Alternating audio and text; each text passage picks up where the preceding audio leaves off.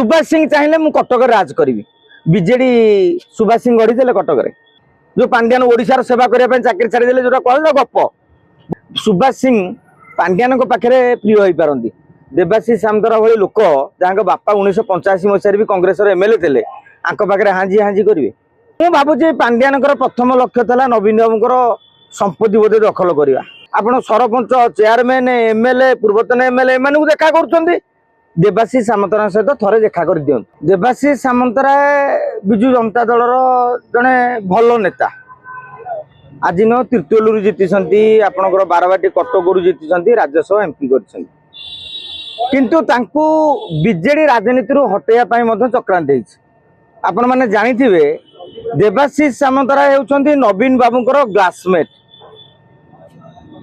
तेणु से भाव में बहुत निघन संपर्क रही सी जो अभियोग आनी विके पांड्यान ना मु विजु जनता दल रे नेता किसी पचरा पचरी करुली अभियोगटी संपूर्ण सत्य तांकर 4-5 जन बड़ नेता जाई नवीन निवास रे कथा होइथिले जे जदि देवाशीष सामंतरा अभियोग करुछंती तांको कथा दल शुणुना नवीन बाबू को देखा करि पारुना आपण सरपंच चेयरमैन एमएलए पूर्वतन एमएलए एम देखा कर देवाशीष सामंतरा सहित थरे देखा कर दियंतु जहाँफल मन क्षोभ दूर होदी देवाशीष सामंतरा धोकेबाज होते आपड़ लक्ष्य करते प्रभात विश्वाल बीजेडी छाड़िले बीजेपी सपक्ष गपिले किए कटक काउंटर करता देवाशीष सामंतरा जदि मन भर बीजेपी था से काउंटर कर न सी बर दल काउंटर करते किंतु से प्रभात विश्वाल काउंटर करते तीर्तोल गोटे बैठक होता विधायक क्रॉस वोटिंग करते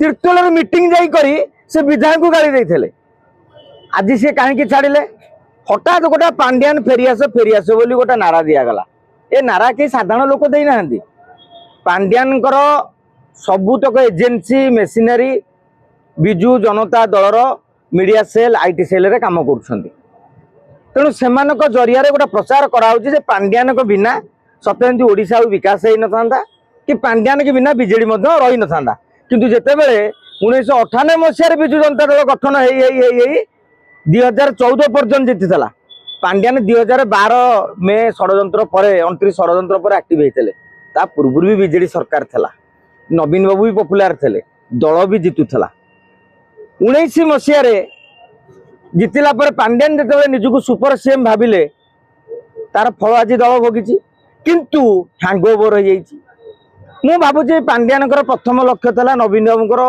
संपत्ति बोधे दखल करवा नवीन बाबूर पुतुराटे अच्छी कि नहीं अनेक लोग नवीन बाबू फैन आम पर आगे पारती मुझे पर्टिनेट क्वेश्चन पचार प्रश्नटी हूँ नवीन बाबूर निजर पुतुरा अच्छा कि नहीं अच्छा आपण जानी जेज संपत्ति रे नातीर सबुठार बड़ अधिकार बिजू बाबूर नाती किए प्रेम पट्टनायक पुओ किंतु आपण को गीता मेहता गोटे भाग देदेले दिल्ली घर आपणकर गोटे भाग 2/3 मान 3 भाग रु 2 भाग आपण हाथ में आपणकर तो कहीं ना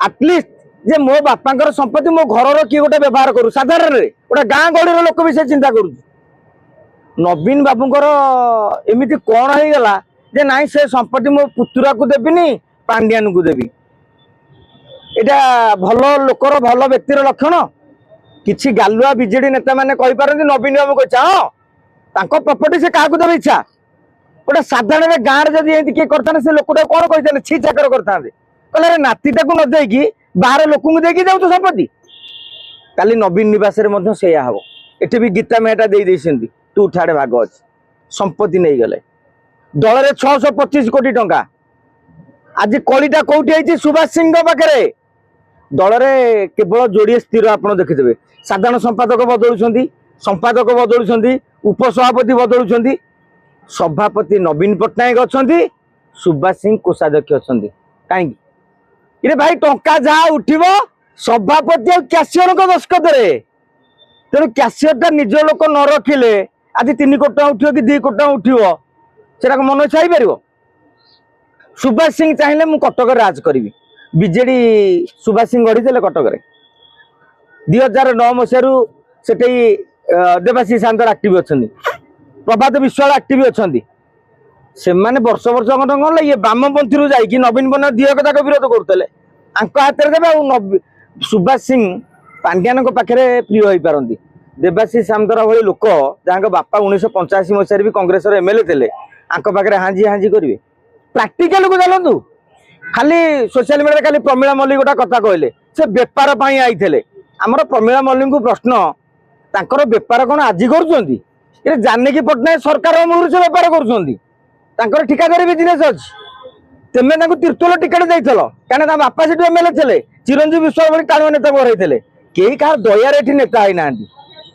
ତେଣୁ ନେତା ଗଲା ପରେ ତାଙ୍କ ପ୍ରତି ଯୋଉ କୁହାଯାଉଛି ଠିକ ନୁହେଁ। ତାପରେ ରହିଲା ଭାରତୀୟ ଜନତା ପାର୍ଟି କଥା, ସେ ଯିବାଟା ନିଶ୍ଚିତ। ଆ ଦ୍ୱାରା ବିଜୁ ଜନତା ଦଳର କ୍ଷତି ହେଇଛି। ମହତାବ ଗଲେ କଟକରେ ବିଜେପିକୁ ଏଇ ପାଣ୍ଡିଆନଙ୍କ ପାଇଁ, ବର୍ତ୍ତମାନ ଦେବାଶିଷ ସାନ୍ତରା ଗଲେ ଏଇ ପାଣ୍ଡିଆନଙ୍କ ପାଇଁ, ପ୍ରଭାତ ବିଶ୍ୱାଳ ବି କାହା ନାଁ କହିକି ଗଲେ ପାଣ୍ଡିଆନ ପାଇଁ। ସମସ୍ତେ ଭୁଲ, ତମେ ଏକୁଟିଆ ଠିକ? ଏ କଥା ବି ବିଚାର କରିବାର ଆବଶ୍ୟକତା ରହିଛି। ଇରେ ଭାଇ, ଆପଣଙ୍କୁ ଯଦି ଯୋଉଠି ପଇସା ମିଳିବ, ଶ୍ୱଶୁର ଘର ପାଖରେ ଯଦି ପଇସା ମିଳୁଥିବ, ଆପଣ ଯଦି ଘର ଜୁଆଁ ହେଇକି ଗଲେ ବି ଶୁଣୁଥିବେ, କିନ୍ତୁ କାର ଚଢୁଥିବେ। ଲୋକ କହନ୍ତୁ, ତୁମେ କାର ଚଲୁଛ, 3 ମହଲା ଘର ରହୁଛ, ଯେମିତି ଘର ଜୁଆଁ ମାନଙ୍କର ତାଙ୍କୁ ଯେତେ ଟାଇଟା ପାରା କଲେ ବି ସେମାନେ ପ୍ରତିକ୍ରିୟା ଦିଅନ୍ତିନି। ଇଏ ଦେଖିଲେ 625 କୋଟି ଟଙ୍କା ଦଳ ମୋର, ଦିଲ୍ଲୀ ଘର ମୋର। ଆଉ କଣ ଆଇସିଏଫ୍ ଚାକିରି କରିଥିଲେ କେତେ ଟଙ୍କା ପାଇଥାନ୍ତେ? ମାସକୁ 3 ଲକ୍ଷ ଟଙ୍କା ଦରମା ହେଲେ ବର୍ଷକୁ ହେଲା 36 ଲକ୍ଷ। ଯୋଉ ପାଣ୍ଡିଆନ ଓଡିଶାର ସେବା କରିବା ପାଇଁ ଚାକିରି ଛାଡ଼ିଦେଲେ, ଯୋଉଟା କହିଲ ଗପ, ବର୍ଷକୁ 36 ଲକ୍ଷ। ଆଉ 10 ବର୍ଷ ଚାକିରି କରିଥିଲେ କେତେ ପାଇଥାନ୍ତେ? 3 କୋଟି 60 ଲକ୍ଷ, ସୁଧମୂଳ ମିଶିଲେ କେତେ? 5 କୋଟି। ଏଟା 625 କୋଟି ଠିଆ ହେଇଛି। ଖୁମ୍ପାଟା ମାରିଦେଲେ 10-15 କୋଟି। ବୁଝ ଭାଇ, ବେପାରଟାକୁ ବୁଝ।